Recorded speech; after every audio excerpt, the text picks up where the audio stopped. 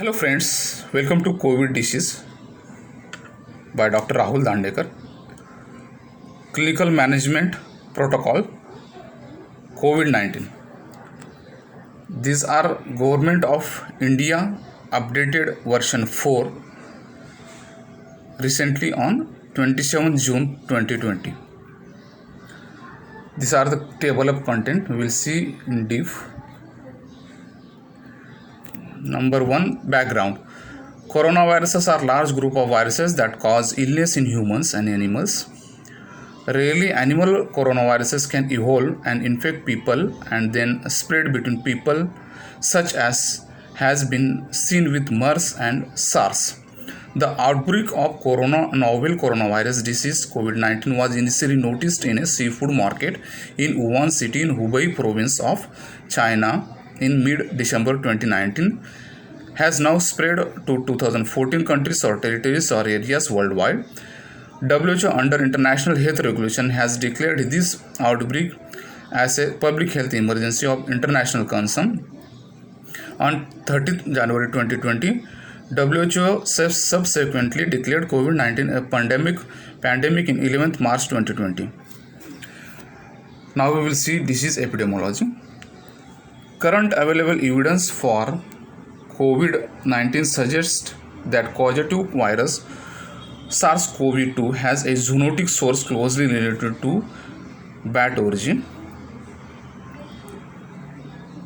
SARS-like coronavirus. It has an enveloped RNA beta coronavirus related to the severe acute respiratory syndrome SARS virus. The virus has been shown to use the angiotensin converting enzyme 2S2 receptor for cell entry. The persons infected by the novel coronavirus are the main source of infection. Direct person-to-person transmission occurs through close contact, mainly through respiratory droplets that are released when the infected person coughs, sneezes, or talks. These droplets may also land on surfaces where this virus remains viable. Infection can also occur if a person touches an infected person surface and then touches his or her eyes, nose, or mouth. The median incubation period is 5.1 days, range 2 to 14 days. The precise interval during which an individual with COVID-19 is infectious is uncertain. As per the current evidence, the period of infectivity starts 2 days prior to onset of symptoms and lasts up to 8 days. The extent and role played by preclinical or asymptomatic infections in transmission still remains under investigation. Now, pathophysiology. Most patients with COVID-19 predominantly have a respiratory tract infection associated with SARS-CoV-2 infection. However, in a small proportion of cases, they can progress to a more severe and systemic disease characterized by the acute respiratory distress syndrome (ARDS), sepsis and septic shock, multi-organ failure, including acute kidney injury and cardiac injury. Autopsy findings in China and European countries showed endothelial damage of pulmonary vasculature, microvascular thrombosis, and hemorrhage linked to extensive alveolar and interstitial inflammation that ultimately result in COVID-19 vasculopathy, pulmonary intravascular coagulopathy, hypercoagulability, ventilation perfusion mismatch, and refractory ARDS. Hypoxia secondary to ARDS may also activate the coagulation cascade. Now, most important, the case definition. Who is suspect case and who is confirmed case? We will see. Who is suspect case? Okay. We can label suspect case as A or B or C and probable case as A, probable case B, or confirmed case. Okay.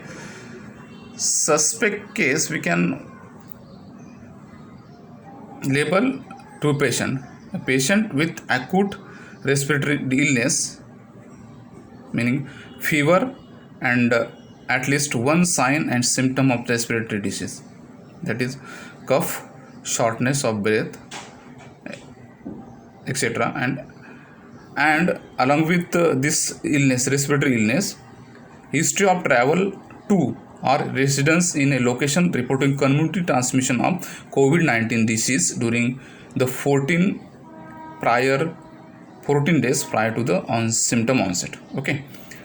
Otherwise, another definition of suspect case is a patient with any acute respiratory illness and having seen in contact with a confirmed or probable COVID-19 case in last 14 days prior to symptom onset.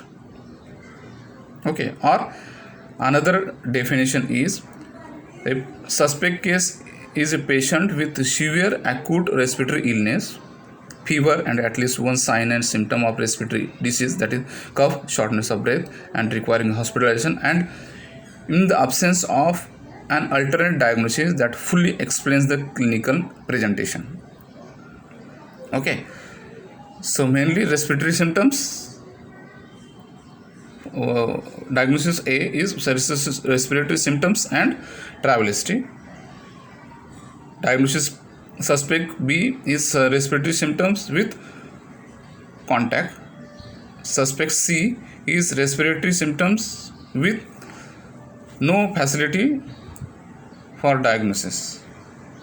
Now, probable case. Who is probable case? A suspect case for whom testing for COVID-19 virus is inconclusive. Test is inconclusive, or otherwise a suspect case for whom testing could not be performed for any reason. See, okay, probable case is suspect case only, but COVID test is inconclusive or test is not performed for any reason. And confirmed case, confirmed case is everybody is knowing.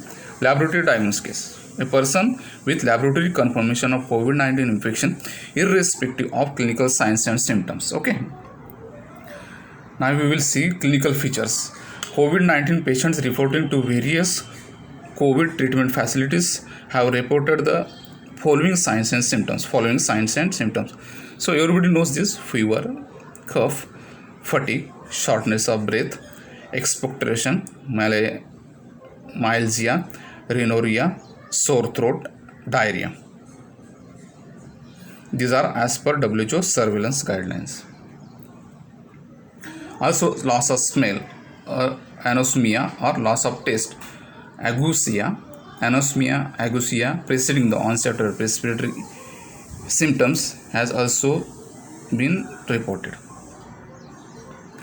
Older people with immune suppressed patients. Older people and immune suppressed patients in particular may present with atypical symptoms such as fatigue, reduced alertness, reduced mobility, diarrhea, loss of appetite, delirium, and absence of fever. Children might not have reported fever or cough as frequently as adults. As per data from Integrated Health Information Platform (IHIP) or Integrated Disease Surveillance Program (IDSP) portal, case investigation forms for COVID-19 number this. The details on signs and symptoms reported as on 11th June 2020. Fever 27%. Fever occurs in 27% of patients, followed by cough 21%. Then sore throat 10%, breathlessness 8%, weakness 7%, running nose 3%, and others 24%. Others means loose motions and breathing disorders. Now risk factors. Risk factors for COVID disease. The major risk factor for severe disease are age more than 60 years, increasing with age. Underlying non-communicable diseases, NCDs, diabetes, hypertension, cardiac disease, chronic lung disease, cerebrovascular disease, CVD, chronic kidney disease, CKD, immunosuppression, and cancer. Okay friends, now main part is clinical severity. Okay, we will see clinical severity. So this is the table. Mild, moderate, and severe COVID disease. Okay, mild disease. Now we will see mild COVID patient.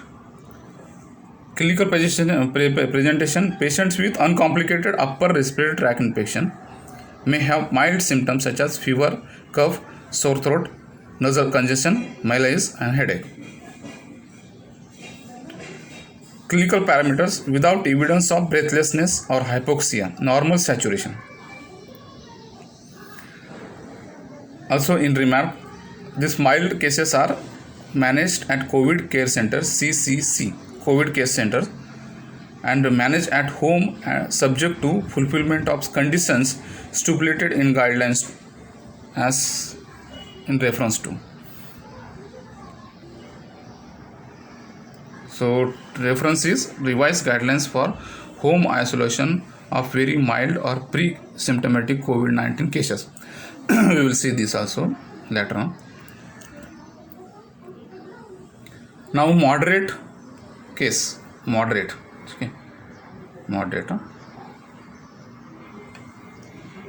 Moderate is symptoms of pneumonia with no signs of severe disease. There is pneumonia but no complication.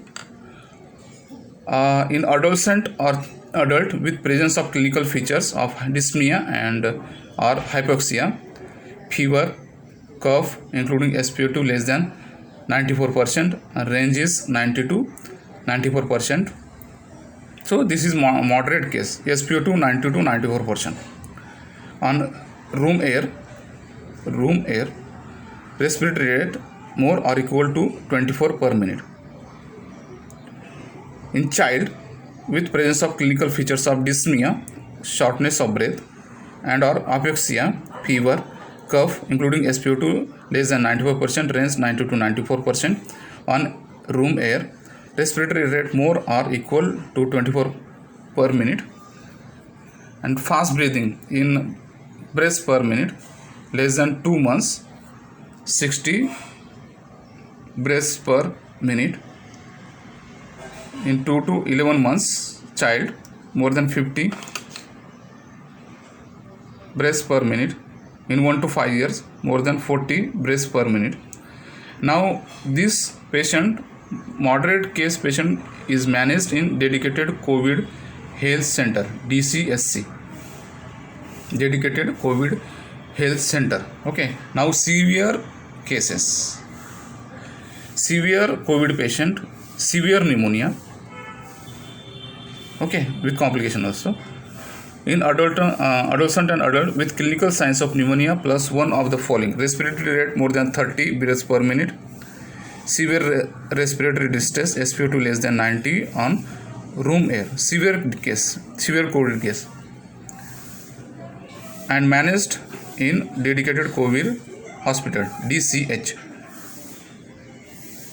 Child with cough or difficulty in breathing plus at least one of the following criteria: cyanosis, central cyanosis or SpO2 less than 90%, severe respiratory distress, that is grunting, chest indrawing, signs of pneumonia with any of the following danger signs: inability to breastfeed or drink, lethargy or unconsciousness or convulsions. Other signs of pneumonia may be present: chest indrawing, fast breathing in breaths per minute, less than 2 months child, more than equal to 60 breaths per minute. 2 to 11 months child, more than equal to 50 breaths per minute. 1 to 5 years, more than equal to 40 breaths per minute. And this severe case is managed in COVID Care Center. The clinical diagnosis and chest imaging can be excluded from complications.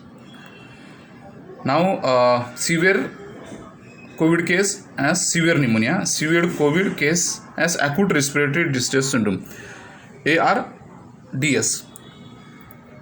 Onset is new or worsening respiratory symptoms with 1 week of known clinical insult. So ARDS patients with chest X-ray shows chest X-ray and probable bedside lung ultrasound. It showed bilateral opacities, not fully explained by effusions, lobar or lung collapse or nodules. Origin of pulmonary infiltrates. In ARDS, respiratory failure not fully explained by cardiac failure or fluid overload. Need objective assessment, for example, echocardiography, to exclude hydrostatic cause of infiltrates or edema if no risk factor present. Saturation. In ARDS, saturation impairment in adults. Mild ARDS, moderate ARDS, severe ARDS. Mild or ARDS, 200 mm of mercury less than PiO2 FiO2 ratio less than equal to 300 mm of mercury with PEEP or CPAP more than 5 cm of mercury. Moderate case, 100 mm of mercury less than PiO2 FiO2 ratio less than 200 mm of mercury with PEEP more than 5 cm of water. Severe ARDS, PiO2 FiO2 ratio is less than equal to 100 mm of mercury with PEEP more than equal to 5 cm of water. When PaO2 is not available, SpO2 FiO2 ratio less than 315 suggests ARDS, including in non-ventilated patients.